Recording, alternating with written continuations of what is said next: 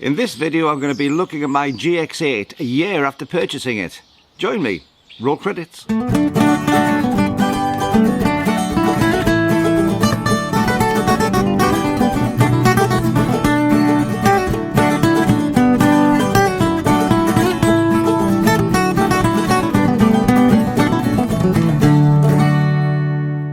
Well, hi, Brian James, the Micro Four Thirds guy with you once again. And today I'm going to be revisiting this. This is my Lumix GX8, which I bought used around about a year ago from here. If you remember, there's a video link above to when I first got this camera, along with my Olympus 17mm f1.8 lens, which is the lens I'm taking this video on now. But I'm going to have a revisit back to this one and see how I've managed to get on in the last year, to see if it was a total waste of money, or to see if it was a really good investment in a used camera. So keep watching till the end, because I'll find out if it is what I hoped it would be. But let's have a look at the camera itself. The camera came out in August 2015, and it was very much the Panasonic Lumix brand leader when it came to the still side of things. Compared to the G7, which had a 16 megapixel sensor, this was a major step up. Now, there's a few cameras in the rangefinder sort of design which had already been out. The GX7 had been out before, and all the GX range before that, and the GF range. But this was a bit of a departure. This was bigger than the rest of them for a start. It also had a 20 megapixel sensor. The first time that Lumix had used a 20 megapixel sensor in its cameras.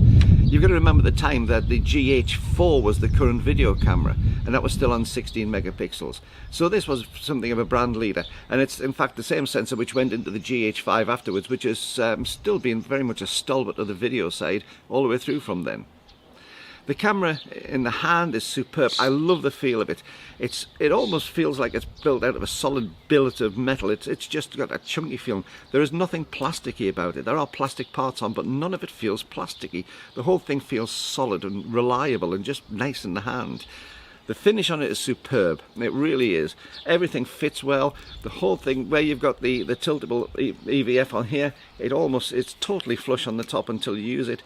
Everything has a good solid feel, everything clicks into place, the knobs feel good, and the whole thing just feels a nice thing to have in your hand to take photographs with. I had a problem on this one, if you remember. I bought this from MPB, and I had a bit of a problem with it. It was described as being in excellent condition, but when I got it back, the little finger ring on the front was missing. Now, you can still turn the little remnants of it, so the function is still there, but it should have a nice knurled ring. Now, I got straight back onto MPB and told them what had happened, and they said I hadn't realised on this that it had gone through, and immediately we came to some arrangement, because I wanted the silver one, I wanted a boxed camera, and this was the only one on there. So I said I was willing to keep this if we could come to some reduction down to take it to a different level, and they were fantastic on it. No quibbles, no hassles. And I got a bit of a reduction on this camera to take it down to the point where I think we're both comfortable with it. Didn't have to send it back, and I'm rather pleased I kept this one, because it has been superb. Now, there are a few things on this which I really do like, and things on this which I really do not like. I love the fact that there are so many function buttons. There's a function button in the middle of the switch which switches between manual and autofocus. There's a button for the LVF there. You've got function button on the top in the middle of the adjuster there. You've got a function button right on the front, which is just where you'd normally have the preview button previously, which can be set up similar to that, which falls nicely under the finger. The only thing I don't like on this is the display button. The display button is just in the wrong place. I'm sorry, I don't care what you say, it's in the wrong place, and you can't disable it. And for me, it's in the wrong place for one very simple reason. I'll put this on the strap, I'll hold it where I do, and when I'm taking a photograph, that's just where my thumb lies. So you'll bring the camera up to your eye. Just as you're taking a shot, you accidentally press that button, and you suddenly find that the whole display either switches off or goes into a totally different mode. And that to me is just painful. And it's a simple little ergonomics thing. And even though I know it's there, I just don't find a way around getting onto it, because it's just where you put the pressure on to grip the camera to hold it. Bad move on that one. Another thing which I don't like, and I've said this before, is if you open the flap up, it does do video. It does 4K 30 video very, very well. There is a microphone socket on it, but it's a 2.5mm jack as opposed to the normal 3.5mm. Why? There must be some reason. It's probably to do with the fact just what it would fit on the circuit board, but as a photographer, as a videographer, I can't plug my microphones in without an adapter. Now the adapter cables only cost a few pounds. I can get them from eBay, but you can guarantee that I'll take the camera out and realise that I've left the adapter on. So I've got my microphone, I've got my camera, and I still can't do anything with it sound wise. Real pain, bad move on that one. Now the camera itself, I've done about 5,500 actuations on the shutter since I bought it. Now to me with cameras that's not a huge amount over a year, but it's this substantial, and I think for a lot of amateur photographers it's probably more than they would do. And I can honestly say that it's been totally trouble-free. The battery on it is a BLC12 battery, which is an older sort of design. It's been superseded in the newer cameras, so it doesn't give you the maximum sort of life. It's not super long. It's adequate. It's not too bad though. You know, I always tend to keep a spare battery with me, but I do find at the end of the day shooting, I have had to change batteries. Where in other newer cameras, I get through a full day sometimes without having to change a battery. So just be aware of that. Batteries, replacement batteries aren't expensive for it. You can get them very, very easily. But it is one of those sort of things where it has been improved on over the years. But as I say, this is a 7-year-old camera, so it's hardly surprising.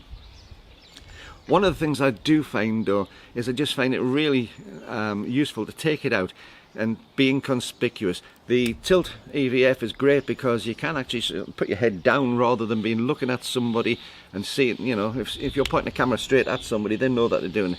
If you're looking down into it, they tend to give you a little bit of an easier time, or so they say. I've never actually used it for that at all. What I do find it useful for is, especially in bright sunlight, if I want to do something where I would normally use the tilt swivel screen and I'd be looking down on it, sometimes you get glare and you can't necessarily see on the screen what's good. But by tilting that up, looking down through it, especially if you're doing something where you're using a fence or something to brace yourself, I think it's superb for that. And I do find it comfortable just to put about a 45-degree tilt on it and just look down slightly, even if I'm taking portrait shots.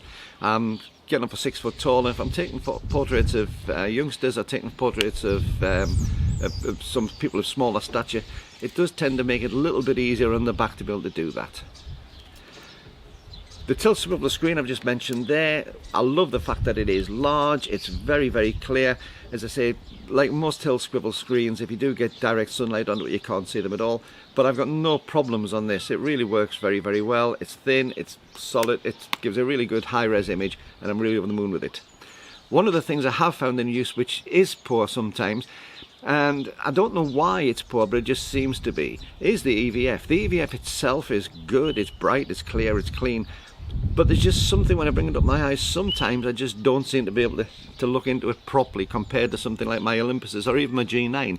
I don't know what it is. I think it must just be the way that maybe my face is designed, but sometimes I struggle a little bit just to be able to get a good image on there before I'm totally comfortable and settled, as opposed to just bring it straight up and use it.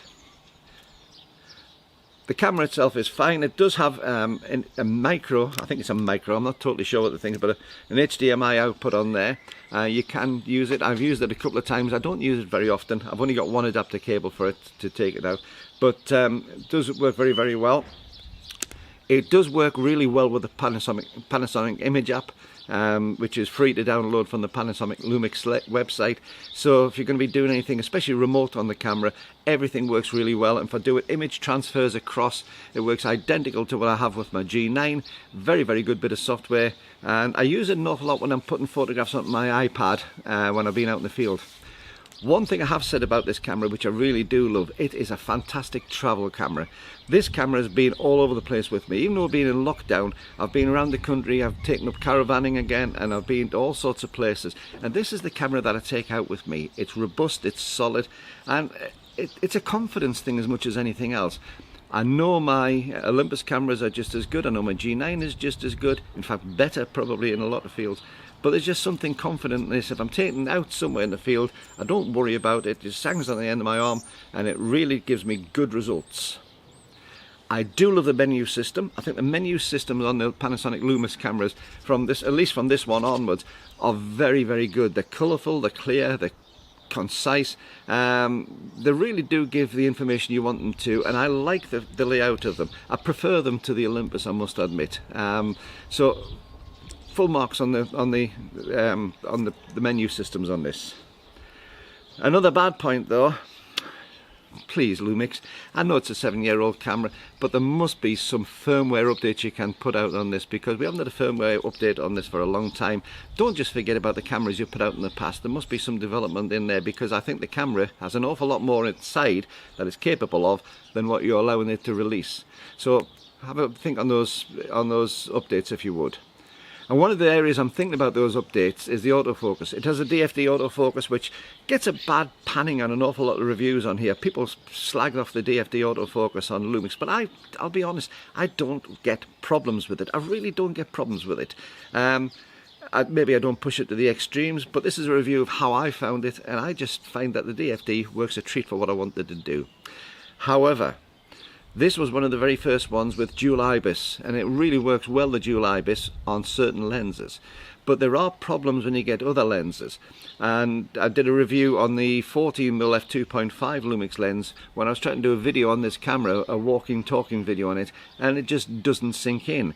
And what it does is it switches the whole lot off. You can't just switch off the IBIS on the lens, for instance, and use the camera body one. So, you know, there is a problem on the communication between certain lenses.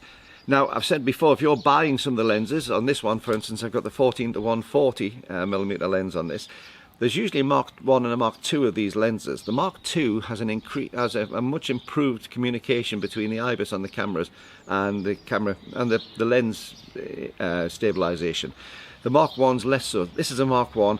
If you have a GX8 and you are going to buy one of the Lumix lenses, try and get the Mark 2 version. It does make a difference on the IBIS for this and the dual IS. Really important point if you can. And they're usually not a great deal more different in price. Now, if you're enjoying this video, don't forget, hit the subscribe button and the little notification bell and tick the all box on that one. And as usual, if you do find this video useful, or any of my videos useful, and you want to support the channel, there's a PayPal link below. Buy me a coffee and give it a little bit of support in the channel. So, keep watching though, because I haven't told you if I would buy this camera again. I'll tell you at the end. Now you can see that I'm actually in the same place as I was when I shot the video last year. Last year was a nice sunny day. Today, I'm just feeling spots of rain, so this video could come to an end very, very quickly, because I think it's going to get very wet. But being in the same place has put my mind into the reflective mode to see if I actually do like this camera and if it was worthwhile and wise investment. I have other cameras. I've got a couple of VM1s, I've got a G9, I've got all sorts of cameras. So this has got some stiff competition in my arsenal of cameras. So would I buy it again? Emphatically yes, I really would buy it again. I think it is one of the best buys I've done, and although it's a 7-year-old design, it can still produce some incredibly good results. The hard part with buying it again is trying to find one.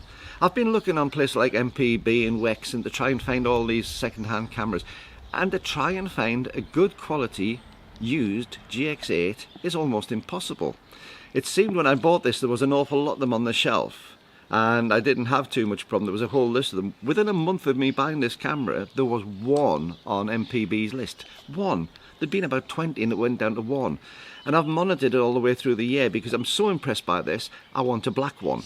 Don't ask me why I want a black one. I just want a black one, a matching pair, okay? I'm strange like that.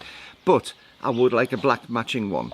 And to try and find them is difficult. They hold the value very well. They're still sitting around about the £380 to £400 for a reasonable condition one of these, and that's, you know, that's quite a lot of money for a 7-year-old design camera.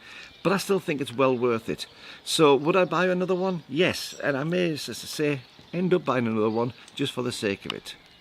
Well, just as the rain comes, I'm going to knock this video on the head. Thanks very much for watching. Don't forget, keep on taking your camera out, whether it's a GX8 or any other camera. Keep on taking it out, keep on enjoying your photography, and keep on taking great photos. See you next time.